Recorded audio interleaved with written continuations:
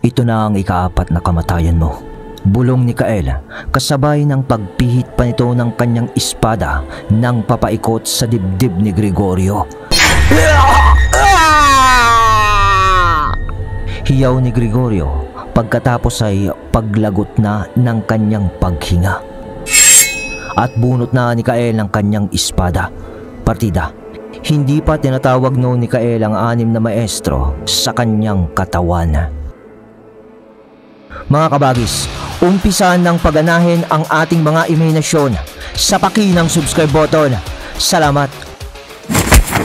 Sa pagtaob sa sahig ng lumang simbahan sa burol ni Gregorio, sa pagtigil ng pagtibok ng kanyang puso, kasabay noon ang unti-unting pag-agos ng dugo nito sa sahig ng simbahan. Ngunit sa mga ilang segundo rin lang, sa di malamang dahilan, parang naririnig naman ni Kael ang muling pagtibok ng puso ni Gregorio, kasabay ng parang paghigop muli ng kanyang katawan mula sa sahig ng kanyang dugo. Yung makikita mong nawawala yung umaanod na dugo dito. Ganon, hinayaan lang naman ni Kael at ni Ingkong ang pangyayaring iyon, sapagkat inaabangan talaga nila ang muling pagkabuhay ni Gregorio. Nang pumitik ng muli ang kamay ni Gregorio, agad na bumuelos si Kael upang patayin ito para sa ikalimang kamatayan ng Irahel. Ngunit bago pa makalapit si Kael dito,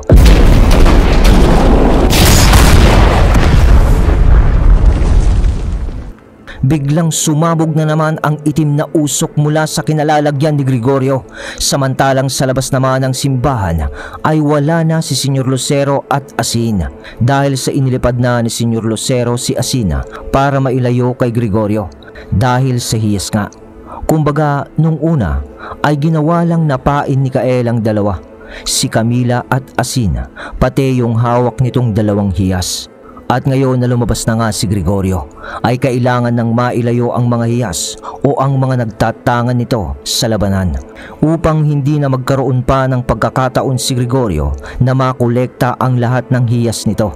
At sa bilis nga ng paglipad ni Senyor Lucero, ay ibinaba na nito si Asin sa isang banda, kung saan nakaabang naman ang maraming kabayo na may mga nakasakay na ibang katribo nitong Dinggala, na parang nag-aabang din lang ng kanilang gaganapin sa digmaang magaganap. At alam ni Senyor Lucero na umpisa pa lang ito. "Salamat, Senyor Lucero," sabi noon ni Asin sa pagbabana sa kanya ni Senyor Lucero. "Walang anuman. Sa ngayon ay tapos na ang iyong trabaho, Apo Asin. Ipaubaya mo na lahat ang mangyayari pa sa amin." Tumangulang naman noon si Asin. Sabay lipad na ni Senyor Lucero papabalik sa lumang simbahan, at sa mga ilang sandali lamang ay nakabalik na nga si Senyor Lucero. Mukhang nabuhay na siyang muli, salita niya habang dumadapos sa harap ng simbahan at tinitignan ang paglabas ng itim na usok sa pintuan at sa bintana at sa lahat ng butas ng lumang simbahan. Ngunit hindi naman kumikilos pa noon si Senyor Lucero. At wika lang niya ng, mukhang papagana pa lang ang selyo. Mag-aabang na lang ako dito sa labas. Bulong niyang salita habang parang nagmamasid lang ito sa paligid. Ngunit sa bubong naman ng simbahan ay biglang lumungaw mula sa itim na usok si Gregorio na nasa anyo na nito. Sa pakpak niyang may bahid ng dugo at mukhang balak nitong tumakas mula kina Kael. Nang matanaw naman yun ni Senyor Lucero mula sa labas, ay lumipad din ito gamit ang kanyang pulang pakpak. Napansin yun ni Gregorio o ng Irahel, pero imbis na labanan niya si Lucero ay lumipad pa ito ng papaitaas na parang may hinahanap. Nasaan ang portal?" wika ni Gregorio habang lumilipad. Ngunit sa pagtaas niya lalo sa ere, may mga kwerdas o taling itim na napakahaba na kung titignan mo ay parang nanggagaling pa sa paanan ng burol. Pinuluputan ng mga yon si Gregorio sa kanyang pagtakas, at habang pinipilit pa niyang umangat sa ere ay mas lalong humihigpit ang mga taling itim. Nang dumating bigla si Senyor Lucero malapit sa paanan ni Gregorio sa ere, Sabay hawak nito ng mga paa ni Gregorio at hatak nito. Nawala naman agad ng otomatiko ang mga taling itim na nakapulupot kay Gregorio. At hagis na pababa ni Senyor Lucero, hawak ang paa ng Irahel. Bumagsak si Gregorio malapit sa tabi ng simbahan at sa kinabagsakan niya nga, sa kanyang pagbangon ay natanaw niya si Kael at si Ingkong Yamada na papalapit naman na sa kanya. Anong nangyayari? Anong nangyayari? Nasaan ang portal? Sigaw ni Gregorio ng pagkukumahog dahil parang ang daming pumipigil sa kanyang pagtakas. At pagbaba naman ni Lucero. Ano, Irahel? Akala ko ba ikaw ang Panginoon? Bakit hindi ka makawala sa selyo ng burol na ito? Sambit ni Senyor Lucero. Ano? Selyo? Turan ni Gregorio dahil lingid sa kaalaman niya na kanina pa sa pagbalik ni Senyor Lucero sa simbahan ay gumagana na ang selyong ginawa ng pamilya ni Matilda sa buong burol na yon. At ito ay ang tinatawag nilang 13 sulok ng kapangyarihan ng salbasyon para sa selyong banal na itim. Ibig sabihin lang nito mga kabagis, sa pangunguna ni Matilda, sa pamilya Salbasyon ay kanina pa nila pinapalibutan ang burol mula sa paanan nito. At 13 lamang sa pamilya ng Salbasyon ang gumaganap nito o ang gumawa ng orasyon ng selyong ito. Una, ang siglong aklat ng Beretas, panimulang dasal na nagbubukas ng pinto sa pagitan ng langit at lupa. Ito ang basing pundasyon ng selyo. Pangalawa, sangla ng espiritu ng apoy, nagpaparalisa ng mga nilalang na magtatangkang pumasok o lumabas. Pangatlo, talinghaga ng puting anino, tumatawag sa mga espiritong tagapagtanggol upang magbantay sa bawat sulok ng lugar. Pang-apat, panapos ng 4 na banal na dila, 4 na wikang ginagamit sa dasal, Latin, Aramaic, Lumang Tagalog at Diwa.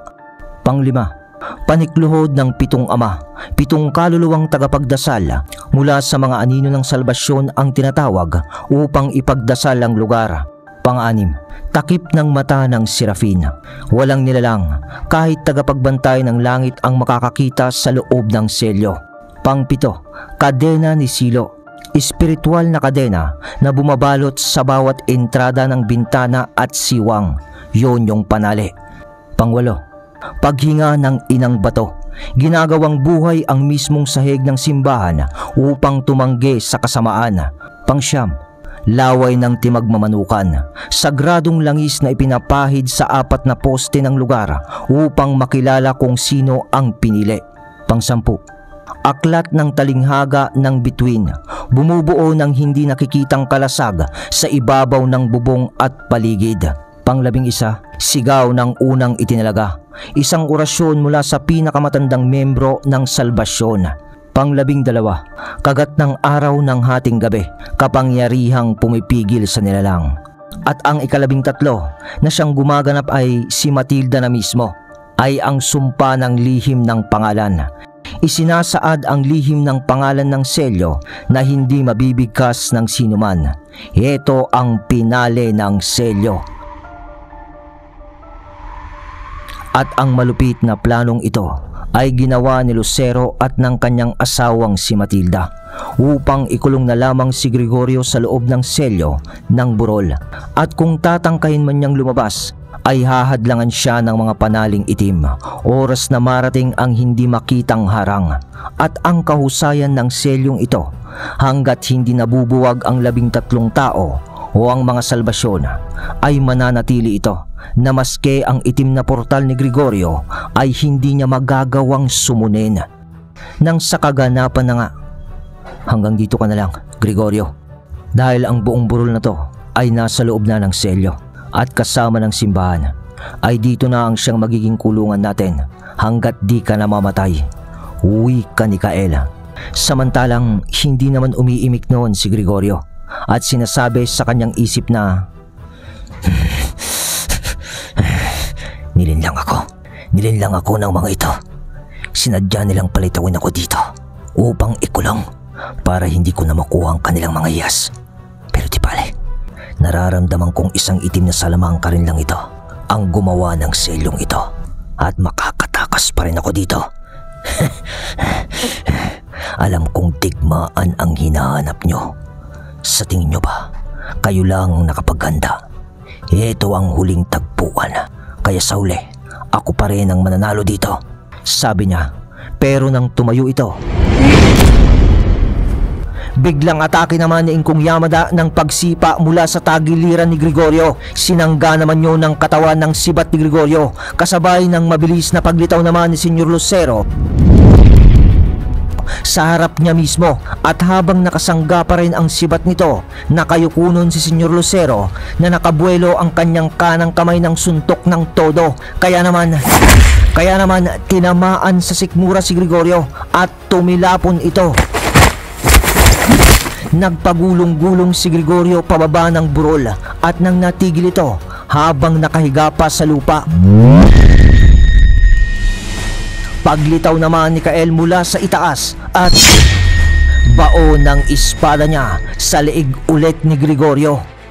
Ikalimang kamatayan, wika ni Kael habang nakaapak ito sa dibdib ni Gregorio.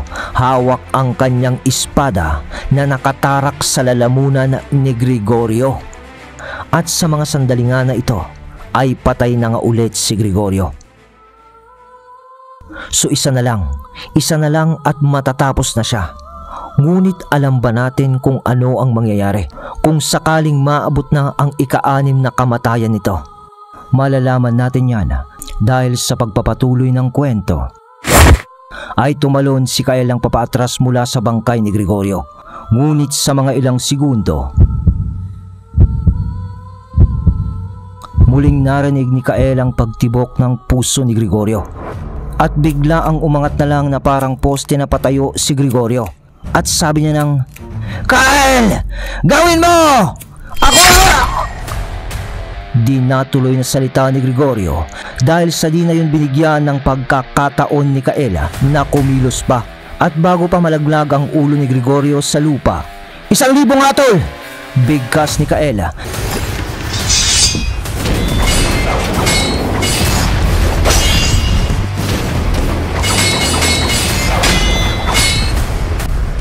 Sabay ng sunod-sunod na pagtagpas ng kanyang espada sa katawan ni Gregorio hanggang sa nagkapira-piraso ito.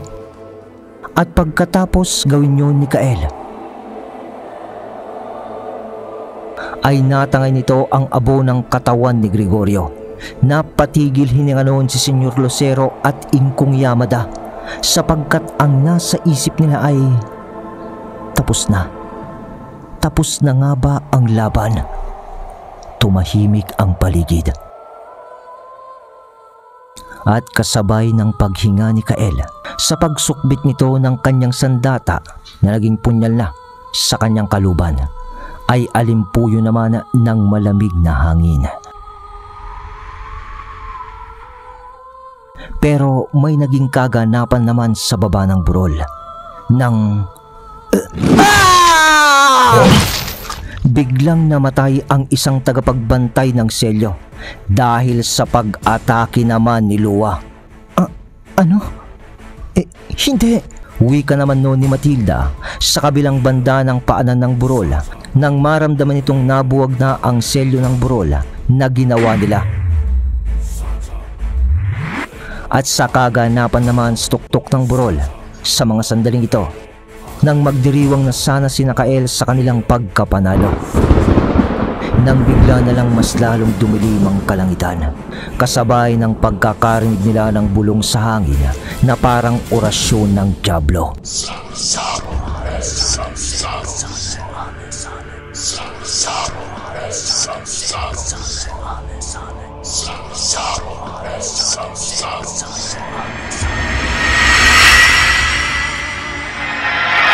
At doon ay nakita nila ang isang lumilipad na bagay at dumiretso yun sa loob ng simbahan sa paglusot nito sa pintuan.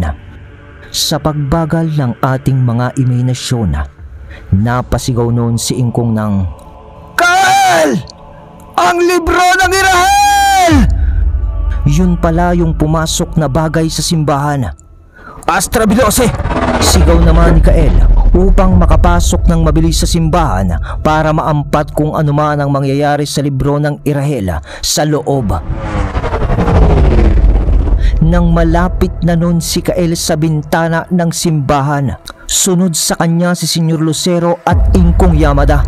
Ngunit isang napakalakas na kidlat ang tumama sa bubungan ng simbahan na parang lumusot sa ating mga imahinasyon. Sa loob nga ng simbahan ay tumama ang kidlat sa libro ng Irahel.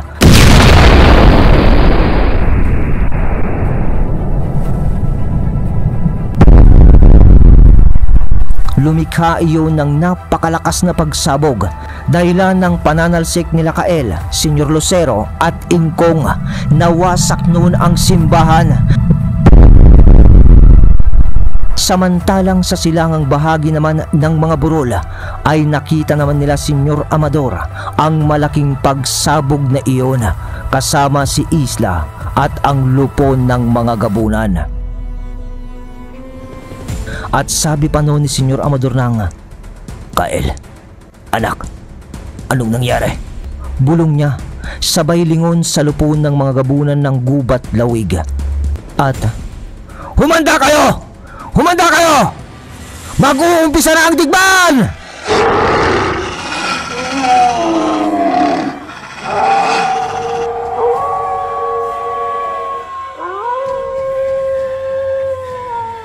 Umalulong naman ang mga gabunan sa hudyat ni Senyor Amador. Sa mga tunog ng alulong ng mga gabunan na umalingaw-ngaw sa burol, ay siya namang pagkakarinig na nila Kael sa kanilang pagbangon. At sa pagbangon naman ni Lucero ay agad siyang nagsalita ng, "Matilda, asawa ko." "Senyor Kael, titignan ko lamang si Matilda." Wika ni Senyor Lucero, sabay lipad nito pababa ng burol sa direksyon kung saan nalalaman niya ang lugar ni Matilda. At wala namang patumpik-tumpik pa ay Astrabilose. Dumating sina Kael at Ingkong sa harap noon ng simbahan na halos lasog-lasog na ang mga pader nito. Umaapoy noon ang paligid at tanging paglagitik ng mga ilang nasusunog na malalaking kahoy ang iyong maririnig. Pagkatapos ay nakita nila ang isang lalang na purong itim pero korting tao na papalapit na sa kanila mula sa nasusunog na simbahan. At habang papalapit iyon ay unti-unti nilang nakita ang mga pakpak nito na kulay itim din at nakahawak ito ng baston na may patulis sa dulo. Parang sibat yung korte, ngunit mas malaki nga lang kasi mukhang malaki rin ang nilalang na yon. At nang tumigil na ito sa paglalakad, tumayo iyon sa nasirang pintuan ng simbahan. Nakita naman nila Kael ang mga mata nito na pulang-pula pero parang umiiyak ito ng dugo at wala rin yung bibig, purong itim lamang. Pero kahit pa ganon, halos di makakilos noon si Kael at Ingkong dahil sa presensya ng nilalang. Kahit na nakikita pa nila itong umiiyak ng dugo na parang lungkot na lungkot iyon. Pero bigla-bigla na lamang noon na ipinatama ang kanyang itim na tungkod sa lupa. Tapos ay bigla na lang nawala ang apoy na tumutupok sa simbahan dahilan ng pagdilim ng kapaligiran. Hanggang sa Ex Telebres Vocobos Gemas Animai Miai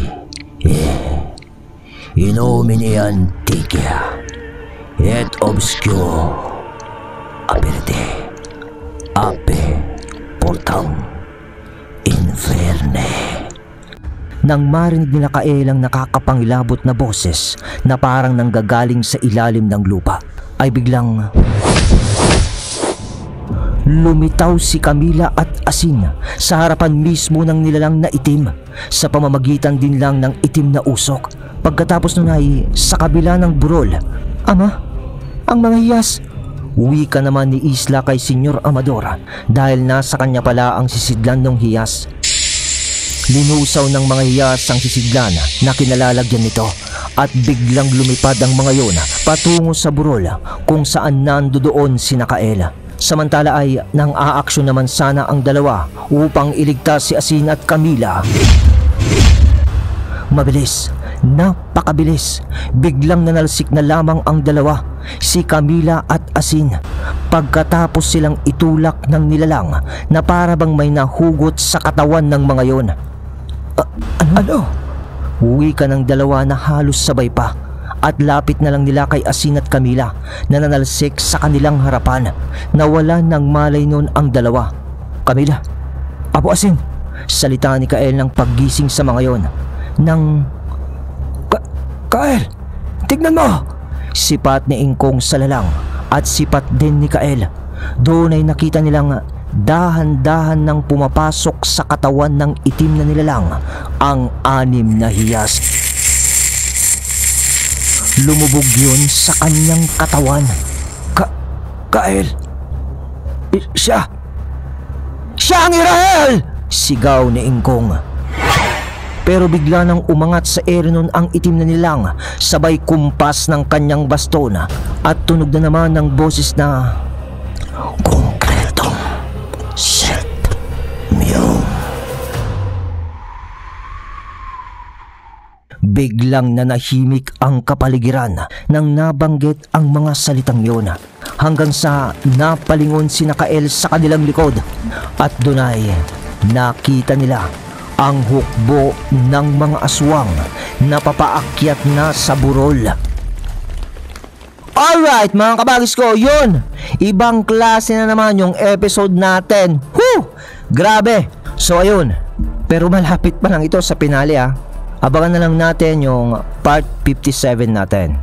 Pero bago yon ay mag-shoutout naman tayo. Shoutout po kay Queenie Ram. Shoutout din po kay JB ng Kuwait. Shoutout po kay Rinaldo Macion from Ormoc City. Shoutout din po kay Jomar Ramos. Shoutout po sa Arminton Brothers from Mandawi City. Shoutout din po kay Safronio Gabukay from DRT Bulacan. Shoutout din po kay Coach Lloyd Casiple. At shoutout po kay Manny Dalisay. So yun lang mga kabagis ko. Salamat sa suportang tunay.